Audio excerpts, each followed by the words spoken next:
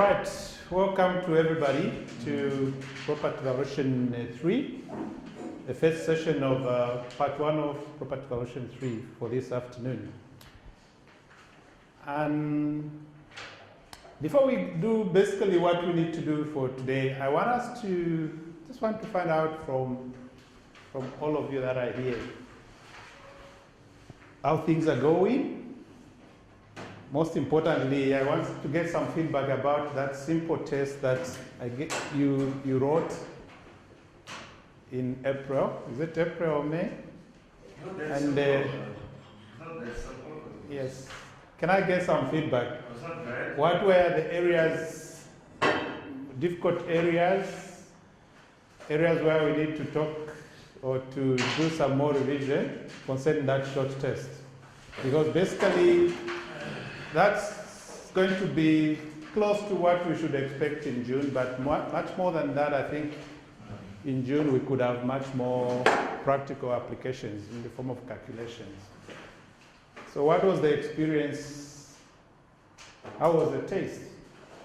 I've looked at all the results, and I think from my side, I expected better results from the whole class than what we had. A bit of that. Meaning? Some questions. Okay. Ask this question. You get from the stuff. You've done it previously, but you didn't expect. Especially those the valuation method, the cost method. The theory of valuation method theory. How it works, define, where to apply it. Like I said, it was we were a bit confused which one is the cost method, how do you apply it. But the calculation was fine, the exploration was okay. And then the filling station, the margin, I thought that one was right, but it was incorrect. I thought it was correct, it was incorrect. So Mr. Human, what was your experience with it? Okay. Okay. For me, well, I think the calculations were pretty simple because they were from the class exercise. But I think most of the things that were, I think actually what the being caught off guard, I think is correct because of the way it's done. I think previously we would, write down your own words, your understanding and that sort of thing. So now when you're actually looking at the questions, sometimes the options seem a bit close, and then sometimes you're just thinking They all look correct. yes, so I think it's just the format of the test that we were not used to. Okay. And you'll probably see if you probably compared your results to Sarita's, because what she did is she gave us practice tests. Yeah. So, because obviously, the way It got used. Yes. So we got to practice and see, okay, this is sort of the line of testing and sort of. So I think that's what cost that sort of dip in the marks. Okay. And I would love to see that memo. Okay. All right. I think as a way of progress, let's. I was of the opinion that probably a lot of you are still have some challenges on the calculations, the practical application of the calculation. And like I said last time, most of this session, basically, we're going to go through the practical applications of the expropriation valuations. The theory, we covered the theory in the last session.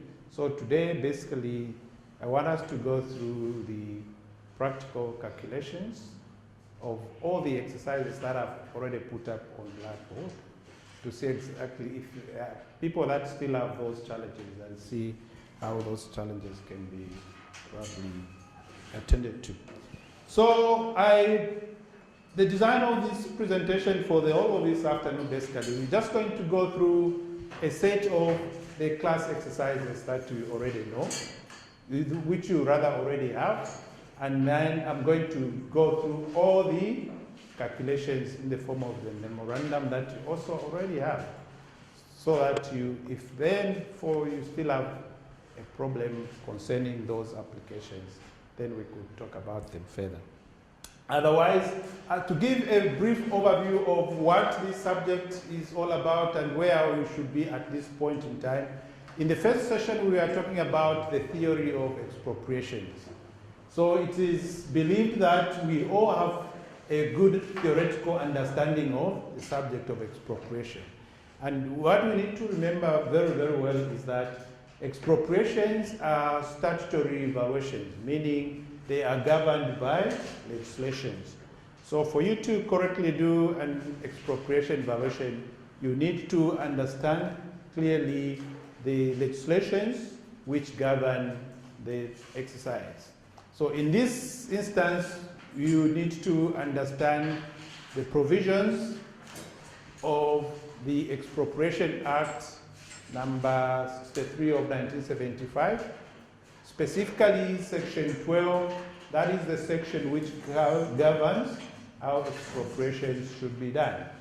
And over and above the Expropriation Act, you need to know the provisions in the Constitution. What does the Constitution say about how expropriation compensation should be worked out?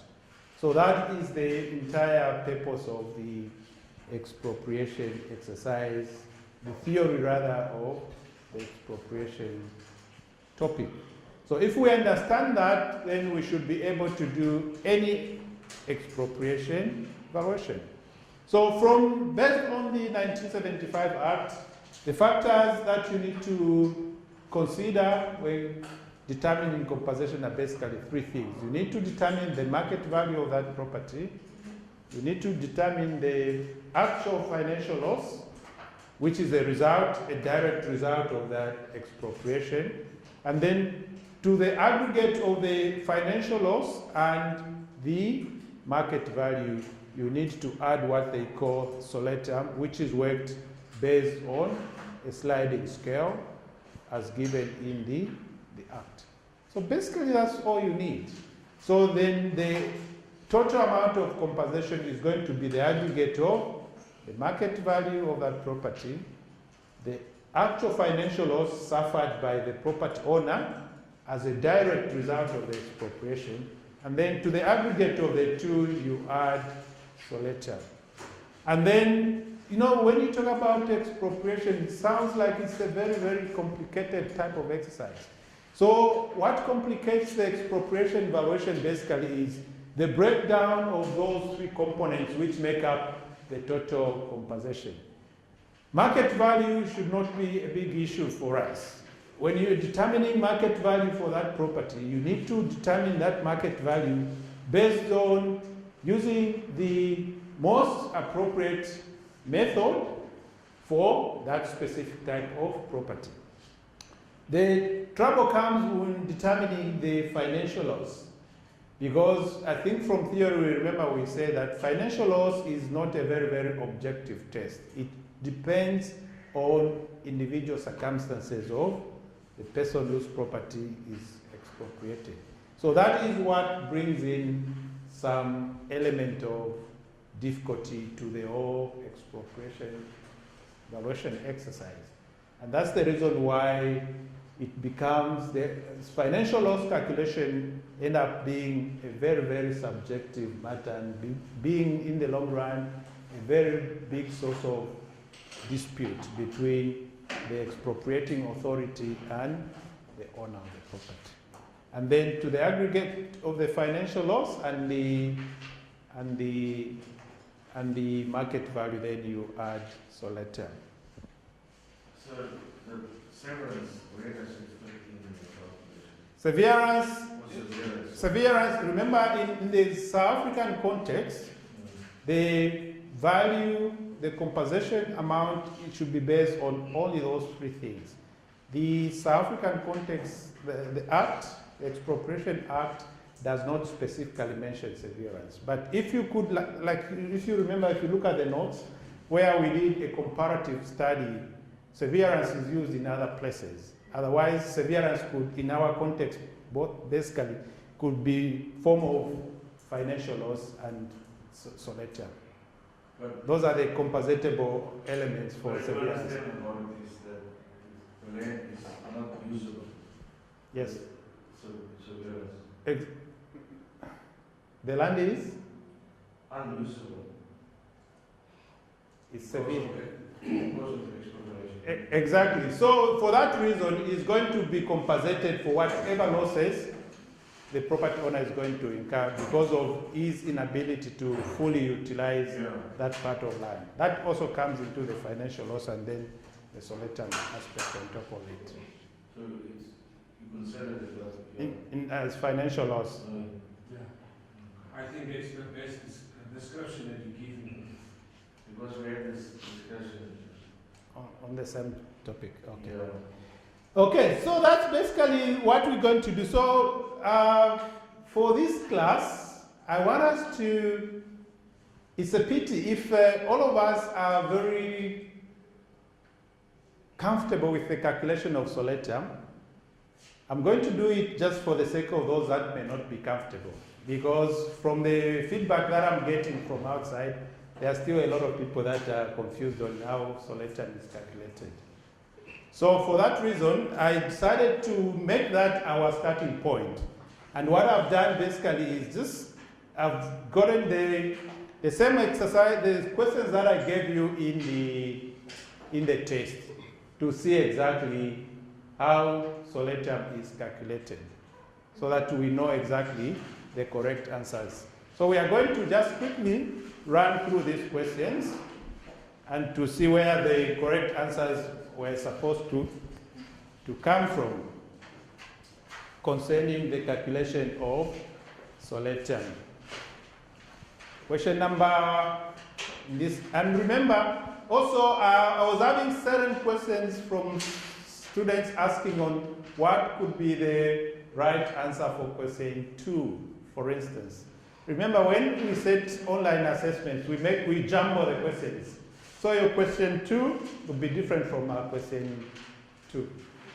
So if you've got any question, try to remind me of the type, the nature of the question. Then I would easily track it from my memo.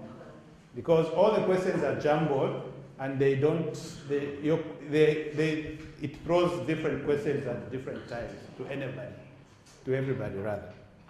Okay, so let's quickly look at the calculation of solatium.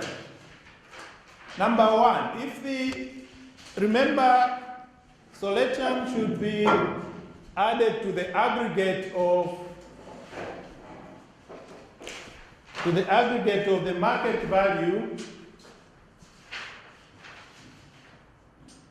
value plus financial loss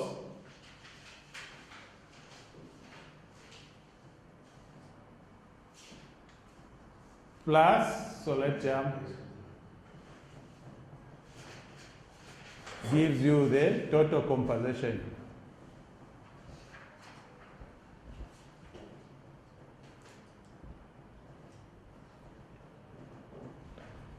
Okay, so basically that should be the general formula. So for question number 1, I want you to help me. If the market value of the property is 40, if the market value is 40,000 and the financial loss is 30,000, what would be the total amount of compensation? Firstly, you need to work out the solatium based on that total amount. So the total amount of the market value and financial loss is going to be 70,000 plus solatium, 7,000. which is, in this case, is going to be the 10% of that. Remember the solatium scale. In as much as in an exam situation, the solatium scale will not be given, but we are expected to know it. You need to know it's for the first amount by which the amount does not exceed 100,000, it is 10%. For the amount by which it exceeds this amount exceeds 100,000 but does not exceed 500,000, it is 5%. Then for the amount by which it exceeds 500,000 but does not exceed 1 million, 3%. And then to the amount by which it exceeds 1 million, it is 1%, but it should not exceed 10,000. The maximum you can give under the 1% rule is 10,000. So in this case, this 70,000 is below 100,000. So the soletum is 7,000. Therefore, resulting in the total compensation of 77,000. So in that question, 77,000 should be the total amount of compensation. Okay. That is question 1. Question 2.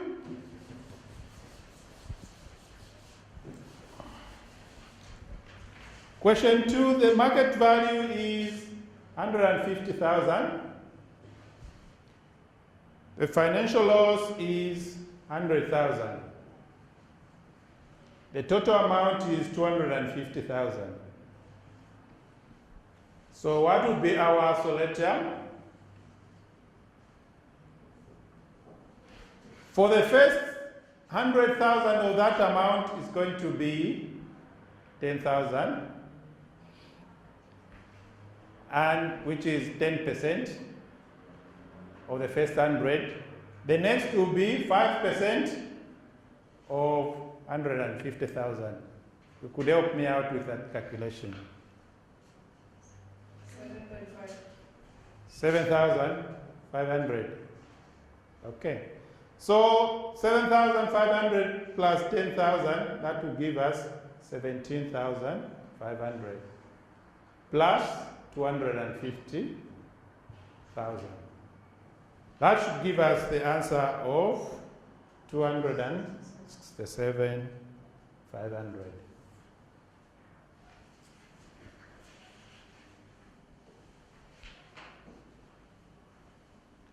Okay. So that is for second question. The total amount of compensation is 267,500,000. The next one, same process. The next one, if the market value is 500,000,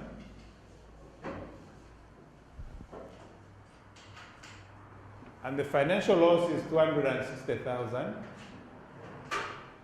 the total market value and financial loss is 760,000.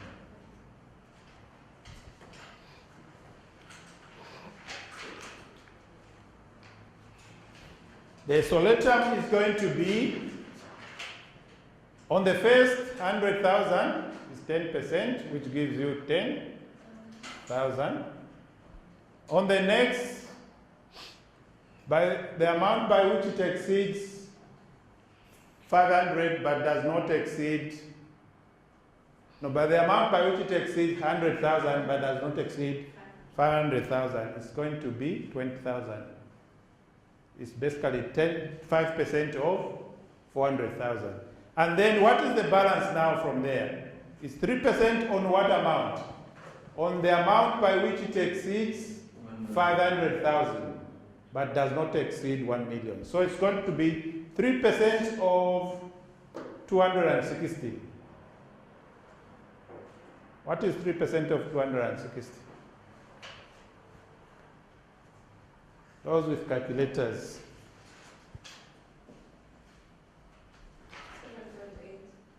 7.8.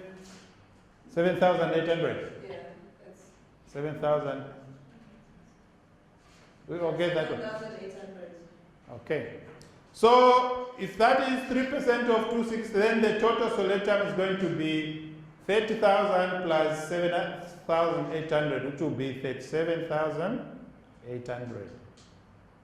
That one added to that amount should give us the total of 7,907. 800. Okay. So that is question for 750,000 market value and financial loss combination.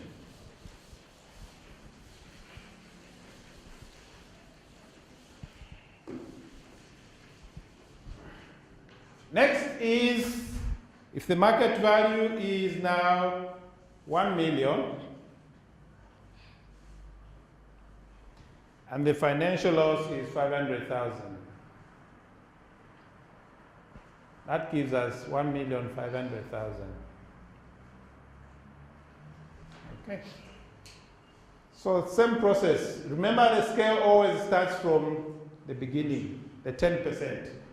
The 10%, which is the amount by which it does not exceed 100,000, you are all definitely going to get 10,000. The next will be 5% of the amount by which it exceeds 100,000 but less than 500,000. You are going to get 20,000 soletta. The next will be 3% of the amount by which it exceeds 500,000 but does not exceed 1 million. So it's going to be 3% of 500,000 should get 15,000. And lastly will be 1% of the amount by which it exceeds 1 million, but the maximum can only be 10,000. So what is 1% of 500,000? 5,000. So that should give us a total of 30, 45, 50. 50,000. So let's tell. Therefore, the total compensation will be plus 50,000, which will give us a sum of 1,550,000 as the correct answer.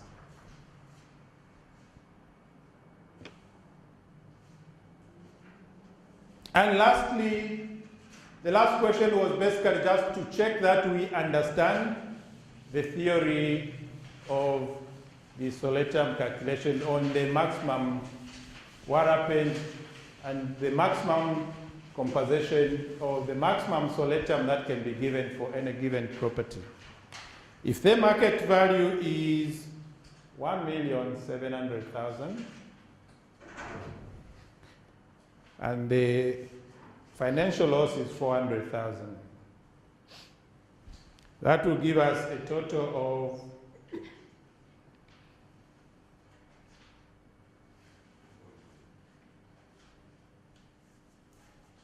$2,100,000. And then what would be the solitary for 2,100,000?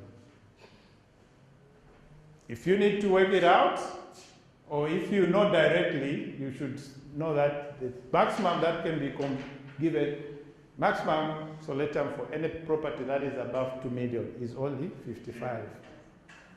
So you just add 55 there. Should be able to get 2,155,000. You don't have to follow the steps. That's a waste of time. In an exam situation, as long as you know, it's theoretically, you know any property that is...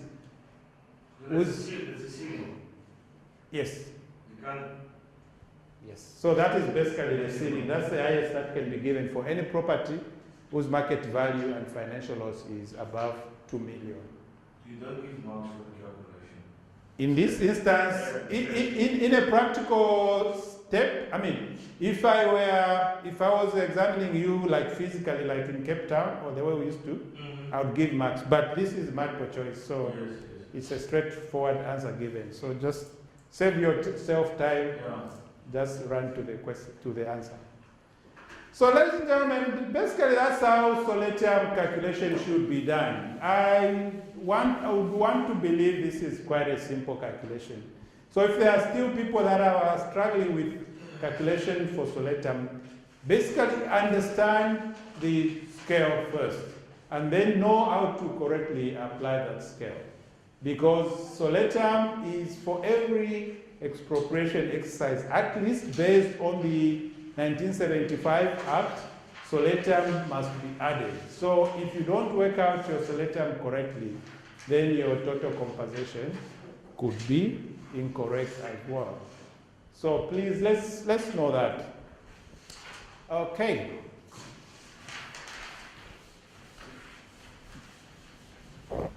I hope that is clear for everybody for now. Okay. In the coming assessments, probably we are going to do a lot of more practical exercises, not practical exercises, practical questions. So you need to know where these answers are coming from. Okay. Do we have any question, comment? Straightforward.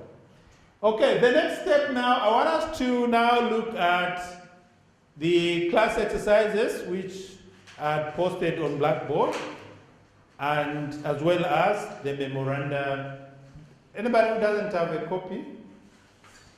So we are going to go through the class exercises, the simulated cases of expropriation valuations. And I'd want to believe that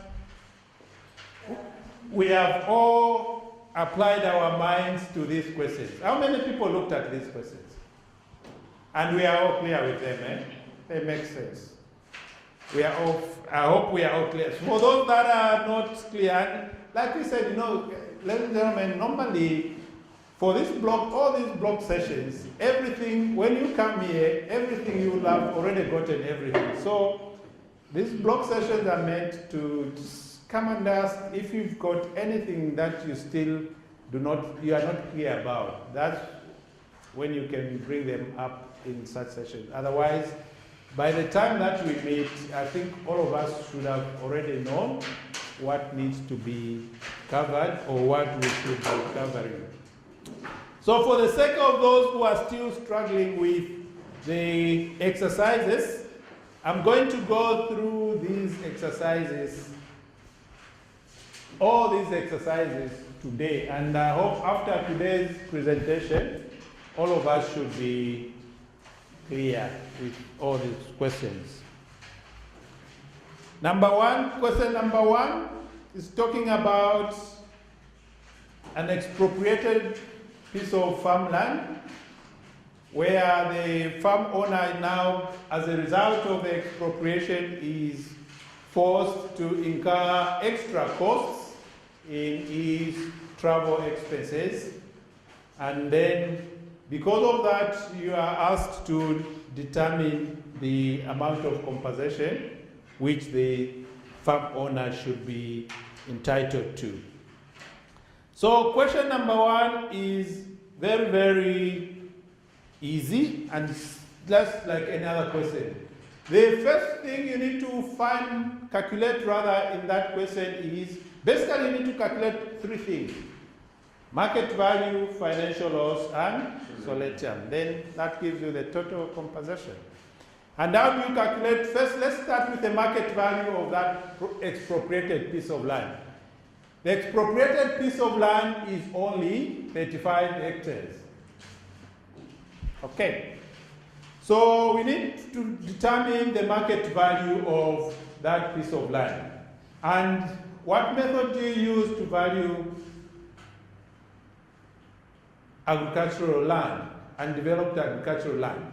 In this question, they've given us comparable properties to establish exactly what is the going rate per hectare of land of similar type in this area.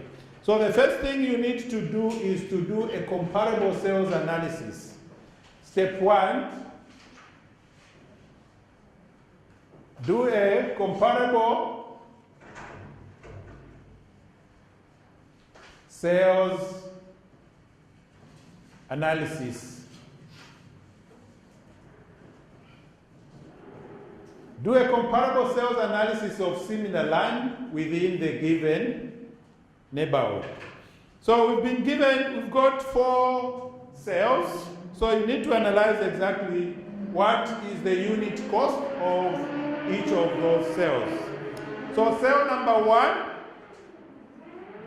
cell 1 was sold for 2,750,000 rands, and the size of that property is 2,200.3267. That results in a unit cost of 1,250 rand per hectare. So cell 2, the price was 2,275,000, and its size was 1,824.12. That's working out to 1,247 rand per hectare. Cell 3, the price was 1,520,000 divided by 1,209.06. That will give us a unit cost of 1,257 per hectare. And lastly, cell 4.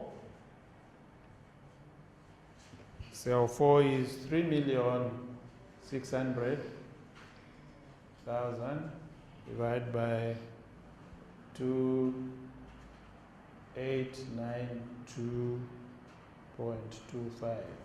That gives us 1,245 per hectare. So you can see from those analyzed cells, you can conclude that land of similar type in this area is selling between the highest, which is 1,257, and the lowest 1,247 per hectare. You can now do a comparable analysis to establish exactly which of these cells is most similar to your subject property, to determine exactly which rate should you adopt. Question? What if the variables is inconsistent?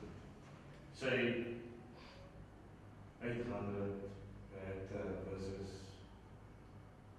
between 800 and 1,250. What do you do? Exactly. That's where now I'm saying, you remember, comparable properties are going to establish a range. When using comparables, it's meant to guide you to establish a range of values within which those properties in that given area I are. understand. Yeah. What I'm referring to in real life is that you get one guy is asking 300,000 per hectare, and the other guy asks 500, and the other guy asks 800.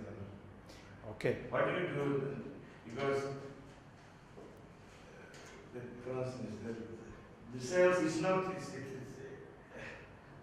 it's inconsistent totally. I know, I hear you. How do you approach that type of thing? Okay, so the best to do is you need to then to pick up a comparable which is as similar to your subject property as possible. Yes. The sale of that property which is more similar to your property could be the most accurate. So what I'm referring to, it started, the sales started at 300, now it's escalated to 800. So Over what period of time? say about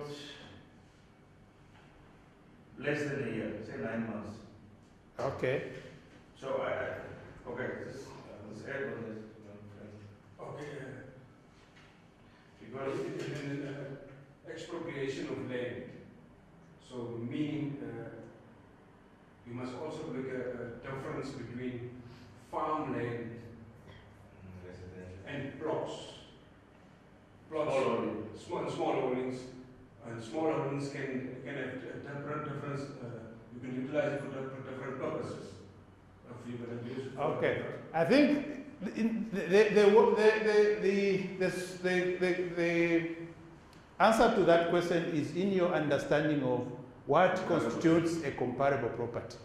What are the comparable factors in a comparable sales method of valuation? What are the comparable factors? What do we consider as the comparable factors? The location. Exactly. The physical attributes. Meaning similarity. There are basically 4 comparable factors in the comparable sales method. Firstly is that the property that you are valuing and what you consider a comparable must be similar. Firstly. Secondly, it must be a sale which took place not long time ago. Thirdly, it must be a property which is situated in close proximity to your subject property. Close proximity was there bench? There is no like, the closer the property, the better.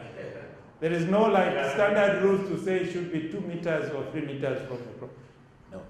Should be closer, at least within the same region whereby they've got similar physical, if it's farmland, they could have similar physical and even weather characteristics on those things that affect whether value preparation or ordinary valuation, the characteristics of comparable sales should be adhered to. Exactly. It's the method. That's why I was saying, remember, market value, when you are determining the market value, forget that it's for expropriation. You need to use the standard methodological accepted principles of market value. So if it is market value, you are using the comparable sales, you use the principles of the comparable sales method. Forget that it is now an expropriation. The fact that it's an expropriation now is now why there is now, over and above the market value, you are going to add those other things, the financial loss and the selector. But market value, you just need to adopt the correct principles of the valuation methods for the specific type of property you are going to look at. So back to our question, if you look at that, you could see that probably the land in this place is going at between 1,247 as the lowest and the highest, that amount. Now remember, in valuation, avoid doing averages. It's not good to like now use the average of these sales to determine which unit cost you are going to use for a property. You need to do a much more now detailed analysis of these properties to determine exactly which of these properties is very similar to your subject property, and then use that specific unit cost to adopt or to use for your valuation. So from these sales, Okay, so what I can deduce from what you said is that, let's say those top 2 were the ones that were most comparable to the subject property. You would then use the average of those 2 as the calculation for the averages are discouraged. You'd rather use one of those. And remember, and as you can see, these could be very comparable or very similar because even the difference is very small. And that's why valuation is not an exact science. But as a principle, avoid averaging. So you'd rather pick one of these and then give a motivation why you've chosen one. Remember, valuation is one person's opinion. If you chose any one of these and you justify that choice, you are right. Anybody else who chose that one and gives a motivation for his or her choice of that amount is also right.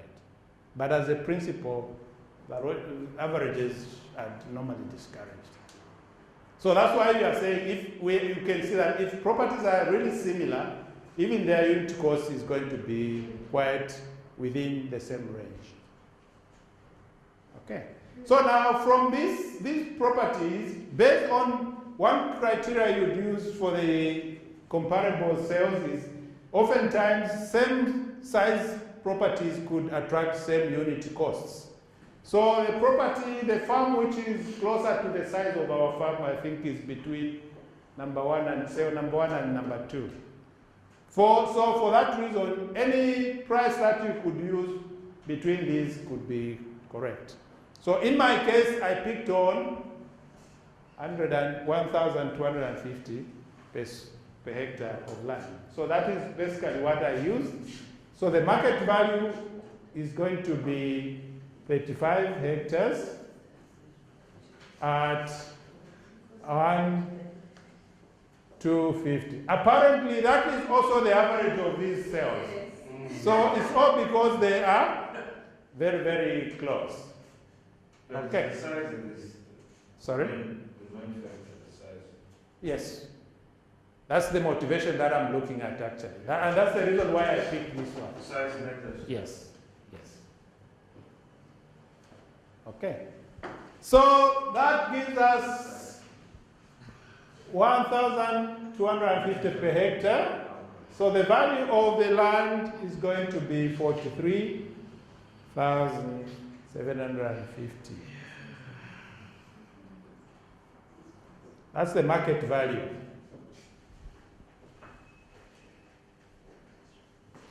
That we should not have many problems calculating the market value of that one. It's basically the comparable sales method the way we know it from first year. To get that one. I know a lot of people do struggle, and that's the reason why I'm going through this. People that are in this class probably you didn't struggle with it, but I know a lot of people have struggled with this, and that's the reason that we are doing it for others. So just follow along. If you are already comfortable with this, there are a lot of people that are not. I found the memo quite helpful. Exactly. All these are in the memo, but still people have questions.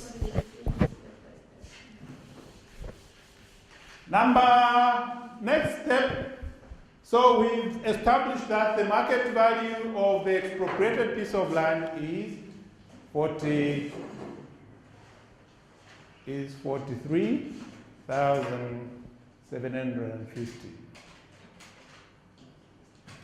The next will be now the financial loss. And remember, this is just an academic exercise. So we could twist any questions in whichever way for you to just be able to work out the composition based on the principles. So look at the question. There is financial loss involved in that question as well.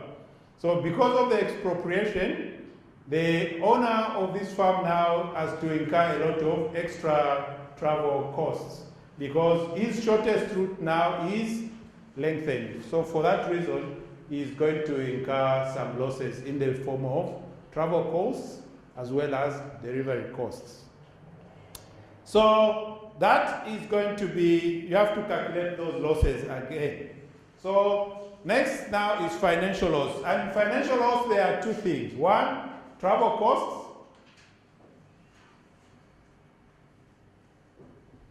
And the second one would be delivery costs.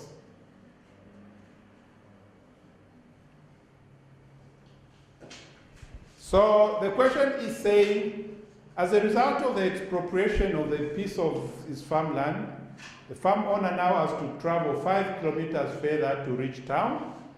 Then during the course of his normal activities, he travels to town 5 times per week on average, and these travel costs are 75 cents per kilometer. So what are the travel costs? Travel costs are going to be, remember now, as a result of the expropriation, his route has been lengthened by 5 kilometers. So if he has to go to town, to and from, he's going to cover how many kilometers? 10 kilometers. So it's 10 kilometers now of his travel, multiplied by how many times does he go to town per day, per week? 5 days. At what cost? At 0.75 rands per kilometer.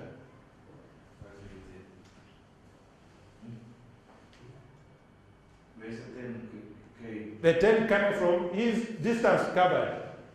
Up and down. Yes. To and fro. 10 Ks for 5 days at 75 per. So weekly, that results into a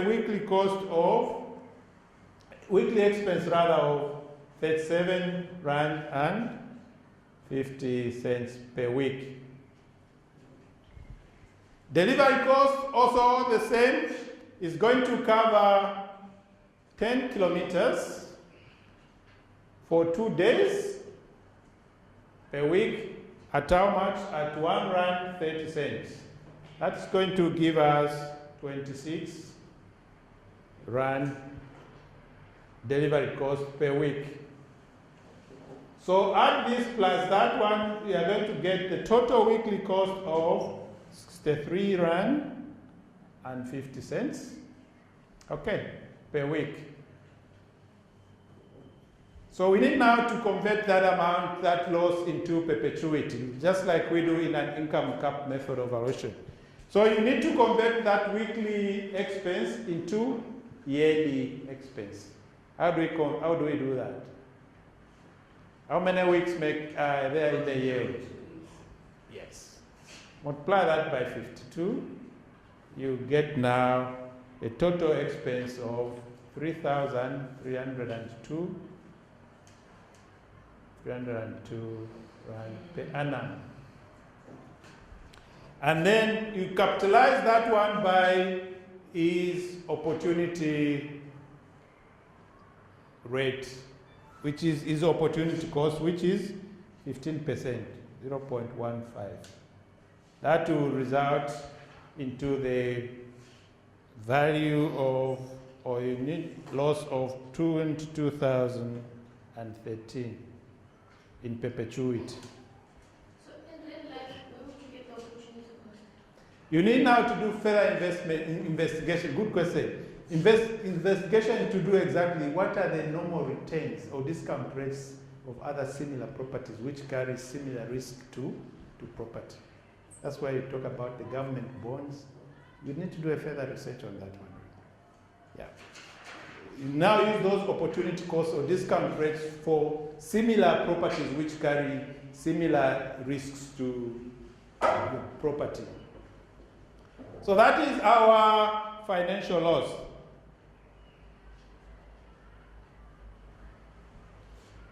Based on the given information. That's our financial loss based on the given information. So financial loss is now 22,013.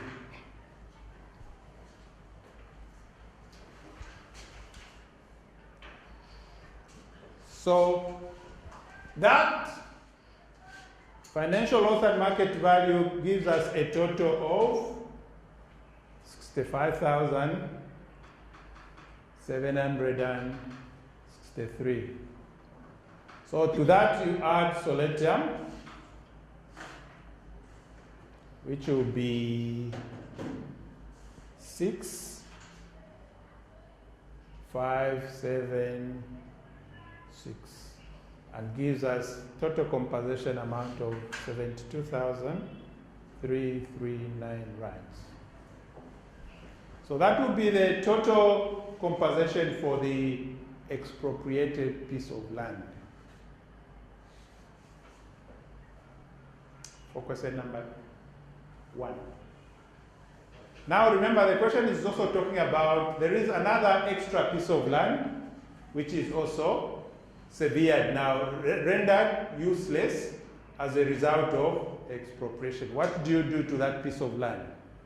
The Act go back to the Act says if there is any land which is rendered useless as a result of expropriation, the farm owner is also entitled, or the land owner, or the property owner is also entitled to compensation for that land which is rendered useless.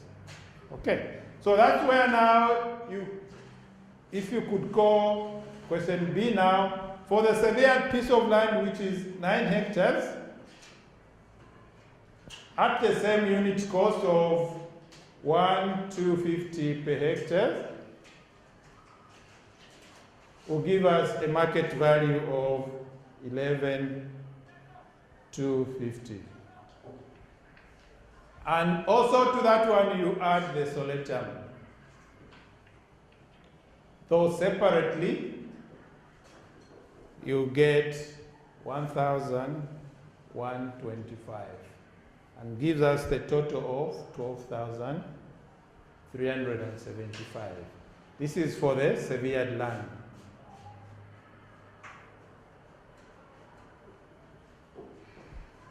Okay.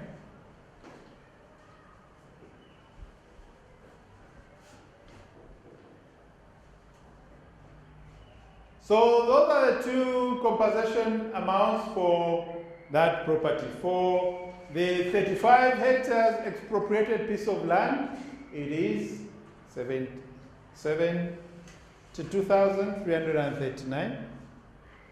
For the severed 9 hectares of land, it is 12,375. Now remember, the Expropriation Act says whenever you determine the compensation, you need to give the headings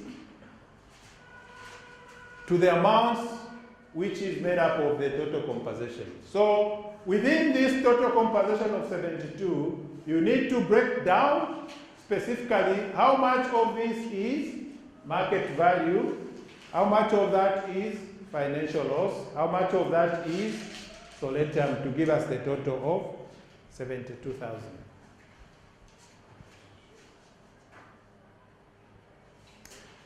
Okay. So that is basically the solution to question number 1. And it's all about calculating market value, financial loss, and then to that you add, to the aggregate of the market value and financial loss, you add the solatium. Then you are covered. Simple. Extremely. The only difficult question probably is question number 4. That one has got a bit of twists and turns here, but it's also very simple. Question 2, because I couldn't understand why that fact that, I mean, the shortest Okay. was flooded. Let's just hold on to that one. Are we clear with question number 1? We are now moving on to question 2 before we take a break. Yes. Can we now look at question 2? All of us are clear with question number 1. There's no dispute on question number 1. Yes. Can we look at question 2? And first and foremost, as we look at question 2, I want you to tell me, how does question 2 differ from question 1? That's the starting point. What's the difference between question 1 and question 2? If you think there is a difference, then you have to do something. If you think they are exactly the same, then you use exactly the same method. What do you think could be the difference between question 1 and question 2? Difference in the way. Hmm? Well, I mean, that bit about the shortest route Mm-hmm. being flooded. Yes. But I mean, it's because of the dam, and that dam is you know, was, But it's not because of the explosion or appropriation. The financial loss needs to be A direct result. direct result of. I just felt like it was a direct, because Yes. the land was expropriated for a dam, and this dam now is It's flooding. flooding. Uh-huh. If there was no dam, there'd be It no wouldn't flooding. flood.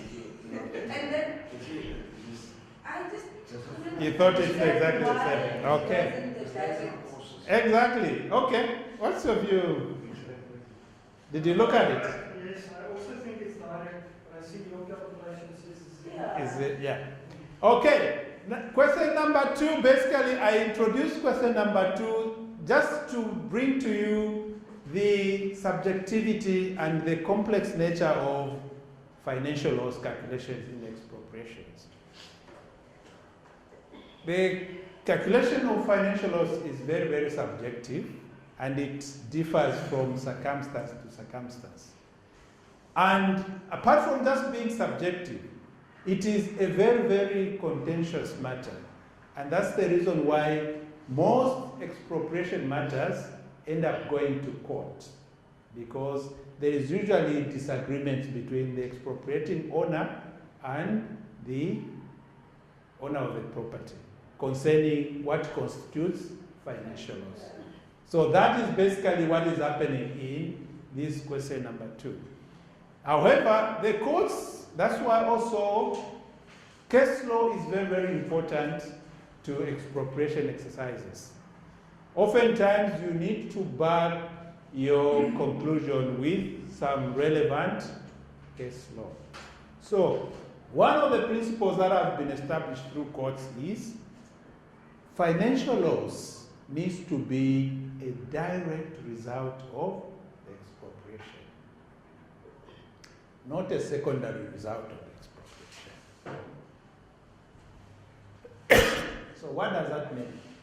So if we look at our question, the question is saying, what caused the route of this for the property owner to be longer?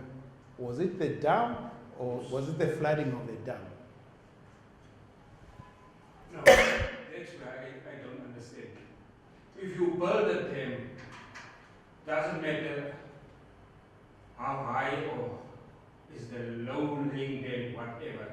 But if you build a dam, that dam will go backwards. The water will go backwards. And that's my understanding. What do you mean by going backwards? Just be specific. Use the terminology we are using in this question. Will flood or will not flood? On the size of the dam. It will flood. It will flood. No, is it the flood? No. Normally a dam goes Overflow. No.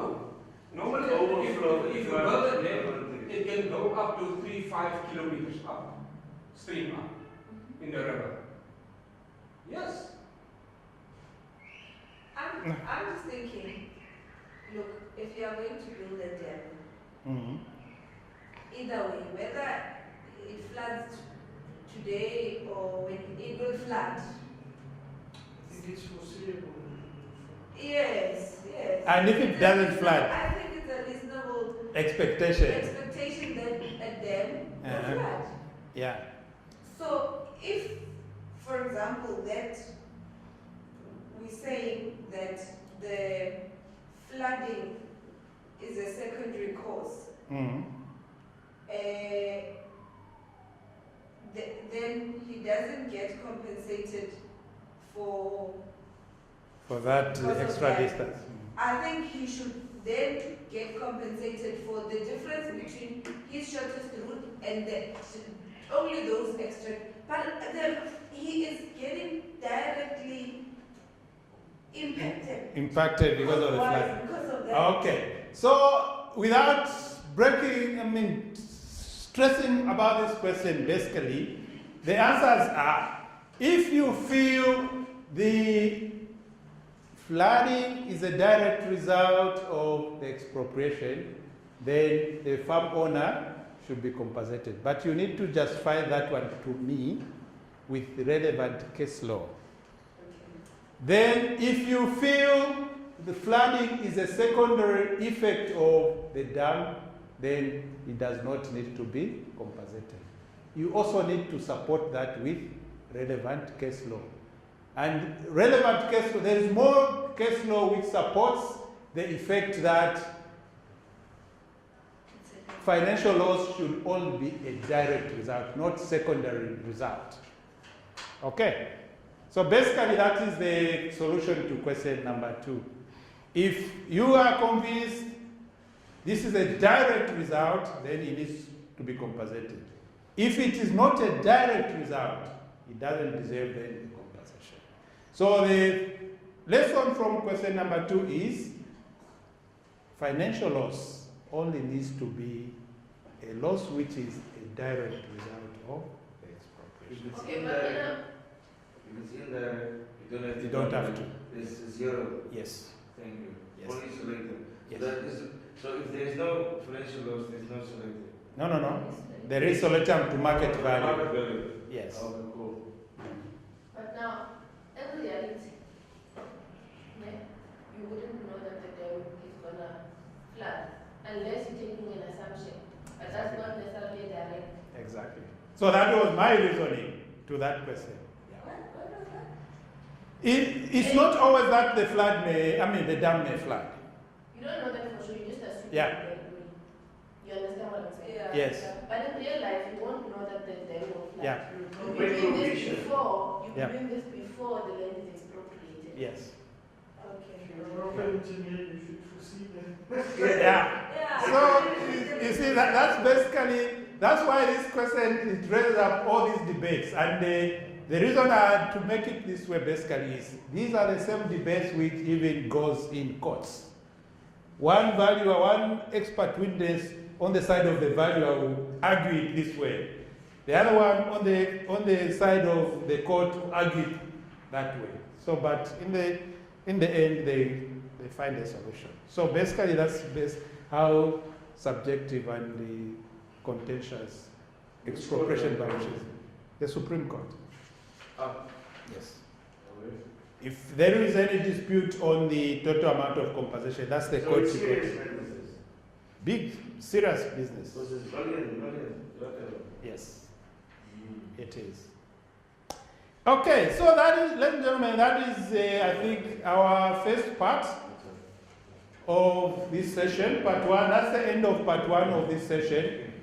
Can we take a break and then we come back to part 2, which is the next 2 questions?